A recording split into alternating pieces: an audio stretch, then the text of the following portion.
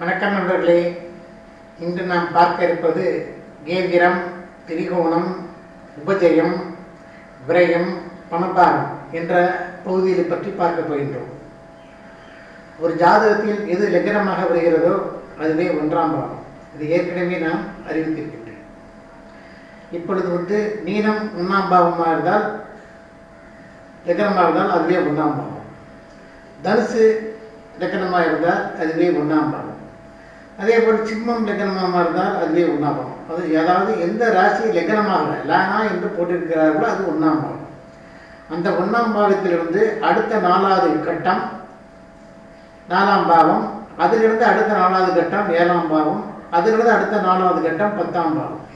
அப்போ 1, 4, 7, 10 என்பது அந்த சதுர் கோணங்கள் என்று சொல்லப்படுகின்றன. 1, 4, 7, 10 என்று சதுர் கோணம் என்று சொல்லப்படுகின்றது. இது 1வது ஃபஸ்ட்டு முதல் கேந்திரம், அடுத்து 4வது 4 என்பது 2வது கேந்திரம், 7 என்பது 3வது கேந்திரம், 10 என்பது 4வது கேந்திரம். இப்போது 1, 4, 7, 10 என்று கேந்திரங்கள் ஒரு ஜாதகத்தில் முக்கியமானவைகள். இந்த ஸ்தானங்களில் இருக்கக்கூடிய கிரகங்கள், இந்த ஸ்தானங்கள் பலப்பட வேண்டும். இது எப்படி பலம் பெறுகிறது, எப்படி பலம் பெறும், எப்படி பலம் இல்லாமல் போகும் என்பதை நாம் பின்னால் பார்ப்போம். இப்பொழுது தெரிந்து கொள்ள வேண்டியது கேந்திரங்கள் என்றால் என்ன. 1, 4, 7, 10 இவைகள் கேந்திரங்கள் என்று சொல்லப்படுகின்றன.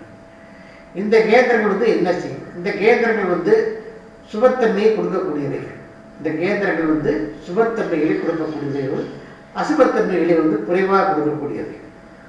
அடுத்து திரிகோணம் என்று சொல்லப்படுகின்றது. 1, 5, 9 திரிகோண ஸ்தானங்கள்.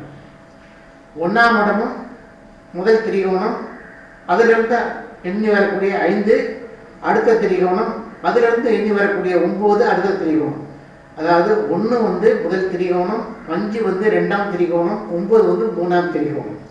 இந்த திரிகோணம் ஒரு ஜாதகருக்கு முழு சுபர்களை கொடுக்கக்கூடியது. அதாவது திரிகோண அதிபதிகள் மிஞ்சி பலனை கொடுப்பார்கள் என்று சாஸ்திரம் கூறுகின்றது.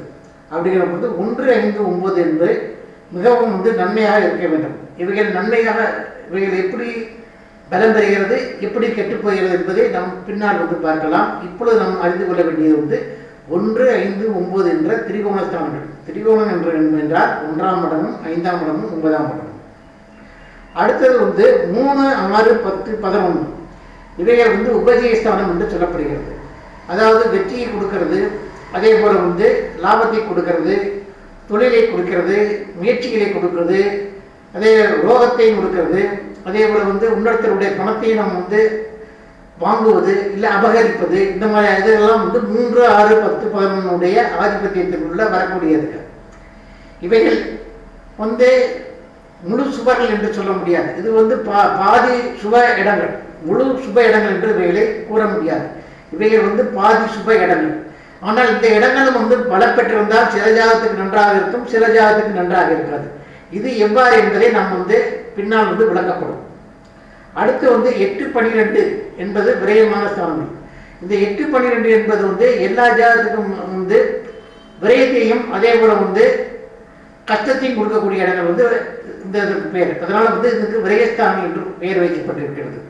ஆனால் அதே சமயத்தில் 8ஆம் இடம் 10ஆம் இடத்துக்கு லாபஸ்தானமாக இருக்கிறதுனால் 10ஆம் பாவத்துக்கு 8ஆம் இடம் லாபஸ்தானம் என்று சொல்லக்கூடியவை.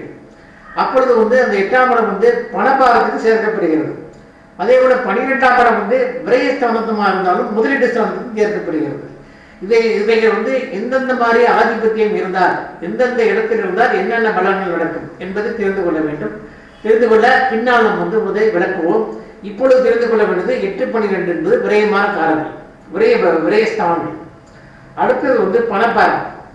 பணப்பாரம் என்று சொல்வது 2, 5, 8, 11 இவைகள் பணத்தை ஒருத்தர் கேப்சர் பண்ணக்கூடியது. பணம் ஒருத்தருக்கு வரக்கூடிய வழிகளை சொல்லக்கூடியது. அப்போ 2, 5, 8, 11 என்பது பணங்கள் பற்றி பேசக்கூடிய இடங்கள். இவைகள் நம்ம கேந்திரமான ஸ்தானங்களை நம்ம தெரிந்து கொள்ள வேண்டியதுதான்.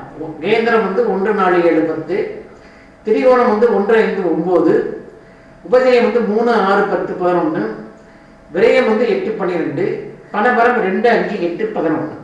இவைகளை இப்பொழுது தெரிந்து கொள்ளுங்கள். இவைகள் எவ்வாறு வேலை செய்கின்றன, எவ்வாறு ஒரு ஜாதகத்தில் வைத்து அமைத்து பலம் சொல்வது என்பதை நாம் வரக்கூடிய அடுத்த வீடியோக்களில் பார்க்கலாம். இதற்கு அடுத்து வரக்கூடிய சப்ஜெக்டை அடுத்த வீடியோவில் பார்க்கலாம்.